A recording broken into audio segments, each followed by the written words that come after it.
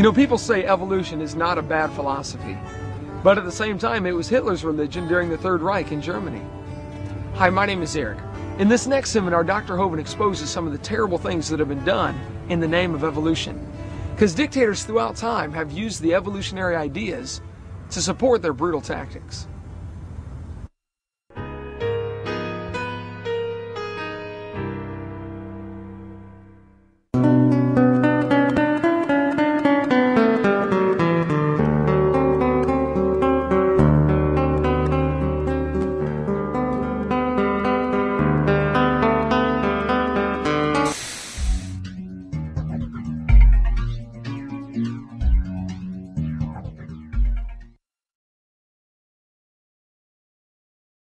I taught high school science for 15 years, and now for 14 years I've been an evangelist, traveling and doing seminars on creation, evolution, and dinosaurs.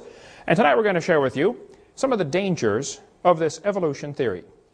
I don't leave my gorgeous wife and travel every week of the year because I like being gone. Folks, evolution is not just a dumb idea, it's a very dangerous philosophy. I've only got 3 things I want to cover, but it's probably going to take several nights to do that. First of all, I want to tell you what on earth is happening.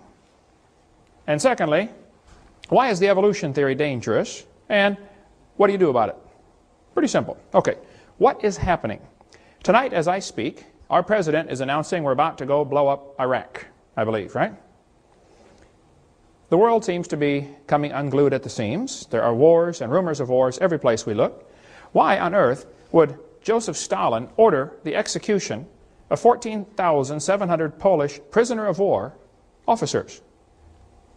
I thought there was a Geneva Convention. Why do you order the execution of prisoners of war?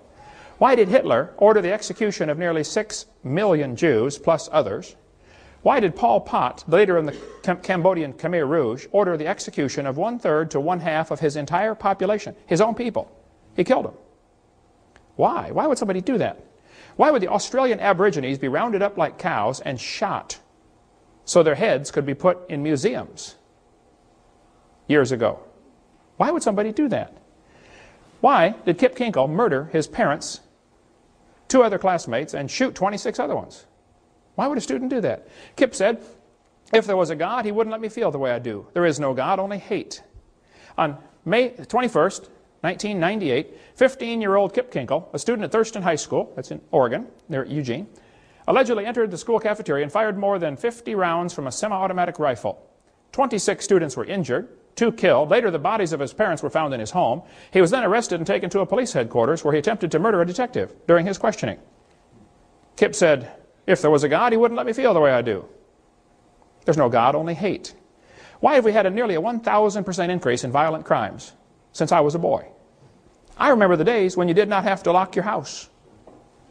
We'd go off on vacation for 2 weeks. I never had a key to my house growing up. Never did have a key. I don't know if it even had one. You didn't need one in those days. Why would there be such a horrendous increase in unwed birth rates? And so much of our moral structure is just simply unraveling. What on earth is happening? Dylan and Eric Harris and Dylan Klebold made a videotape prior to the Columbine shootings. On that tape, they said, talking about one of the football players, he doesn't deserve the jaw evolution gave him. Look for his jaw, it won't be on his body. These 2 boys were very strong believers in evolution. They did the shooting on Hitler's birthday on purpose. They shot Isaiah Shoals just simply because he was black. They shot Cassie just because she believed in God. Same thing with Rachel. What happened? Why would somebody do this? What's going on in our thinking? Well, the newspaper article in Columbine High School said, the clothes may give a clue to the thinking of these teenagers.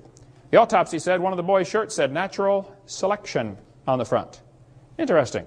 Textbooks used in Escambia County, Florida, this textbook, says evolution and natural selection go together. This textbook says natural selection causes evolution. Well, just what is this natural selection? Oh, you see, Adolf Hitler thought he would speed up the process by eliminating the inferiors. Hitler honestly thought he was doing the world a favor. So did Joseph Stalin. So did Pol Pot. Why do people do these things? So what is wrong with our thinking? Right after the Columbine shooting, almost instantaneously, 5 more students from within the Springfield School District were arrested for threatening to murder students. principals, or teachers. In the adjacent school districts, more students were arrested for violent threats, and in one case, an elementary school boy shot 5 of his classmates with a BB gun. Could it possibly be that what we're teaching them is causing this behavior? You know, what you believe determines how you behave. If you're raised up in a head-hunting society, and you're taught from the time you're a boy, if you go off to war and shoot somebody, you ought to kill him and cut off his head and eat the brains because you get his spirit. I mean, if you really believe that, guess what you're going to do when you go off to war? Your behavior is determined by your beliefs. What you believe determines how you behave. It's always been that way, and it's no different today. Could it be that this evolution theory is to blame? This textbook says you're an animal and share a common heritage with earthworms. Question: if evolution is true, how are the kids supposed to tell right from wrong? I spoke in a public school in Pennsylvania one time. A kid sat on the second row and he said, "Mr. Hovind, I'm an atheist." I said, "Really?" He said, "Yep, there is no God." I said, "Well, tell me, son, are you sure?" He said, "Yep, I'm sure." I said, "Well, son, do you know everything?" He said, "No." I said, "Do you know maybe half of everything?" He said, "No." I said, "Okay, well, let's just pretend that you know half of everything. Is it possible that God exists in the other half you don't know?" Brand new thought rattled around in his brain for a while and got lost, I believe. I said, "By the way, son, if there's no God, how do you tell right from wrong?" He said, "Oh, that's easy." He said, "I determine what's right and wrong." He said, "I'm the God of my own universe." I said, "I'm glad to hear about that, son, because I'm going to shoot you in 5 minutes." He said, "You can't do that." I said, "Oh, yeah, I can. You see, I'm the God of my own universe. And I decided it's fine for me to shoot you." Question: exactly how do we tell right from wrong? In the first couple of seminar tapes, we talked about a variety of topics like the Big Bang Theory, how it's a big dud. We talked about the Garden of Eden. And we talked about why the earth cannot be billions of years old, and why did the people live to be 900 years old before the big flood came. We talked about dinosaurs, and students are being lied to about dinosaurs. They did not live millions of years ago. And on tape number 4, we talk about a whole bunch of lies in the textbooks. Now here we're going to talk about what's happened in the last 150 years since evolution became a popular theory. What on earth is happening? And what you can do about it. We'll get to that eventually. We're going to review some of what we covered on tape number 4, some of the lies in the textbooks, and then go on into how it carries into some practical steps we can take. What do you do about it? We covered in the last sessions how that James Hutton wrote a book in 1795, and he said the earth is millions of years old. Now during the late 1700s, most folks believed the Bible, and most folks thought the earth was about 6,000 years old, because if you add up the dates in the Bible, you're going to get about 6,000, 4,000 BC, not millions. So James Hutton came along and caused people to doubt the earth was 6,000 years old. Then his book had a very strong influence on a lawyer from Scotland named Charles Lyell. Charles Lyell wrote a book in 1830. And in his book, he developed what we call today the geologic column. Cenozoic, Mesozoic, Paleozoic, and maybe you saw the movie Jurassic Park, named after the Jurassic layer. This whole thing was made up by Charles Lyell in 1830. And the geologic column does not exist any place in the world, except in the textbooks. It's pure imagination. It doesn't exist. But all of evolution theory is based on that dumb geologic column, made up in 1830. This fellow said, "I myself have little doubt that in England it was the long-age uniformitarian geology and the theory of evolution that changed us from a Christian to a pagan nation." He's right about that. And England is a pagan nation. And folks, I don't know if America ever was a Christian country or not, but it's not now. That's right. We are a pagan nation also. What has happened? Charles Lyell's book had a very strong influence on a young preacher named Charles Darwin. Darwin graduated from Bible college to be a preacher. In 1859, after 22 years of writing, Darwin finally published his book, The Origin of Species. We'll get into more of that later, the real title to the book. Darwin's philosophy was strongly influenced by people like Charles Lyell, people like Thomas Malthus. Malthus had written a book that said, there are more babies born than can possibly survive, so it's best if the weakest die off. That greatly influenced people like Charles Dickens when he wrote the Christmas Carol. Remember the scene in there where Scrooge said, well, if he's going to die, let him die, then to decrease the surplus population. Remember that line in there? I don't think you can understand the Christmas Carol, the history behind that, until you understand how evolution ties in. James Hutton's book made people doubt the earth was 6,000 years old. Along came Charlie Lyell, and people began to doubt the flood.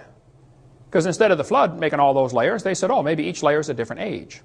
And then along came Charlie Darwin, and people began to doubt the Creator. And so by the mid-1800s, the Western world, at least, was left in a bad situation.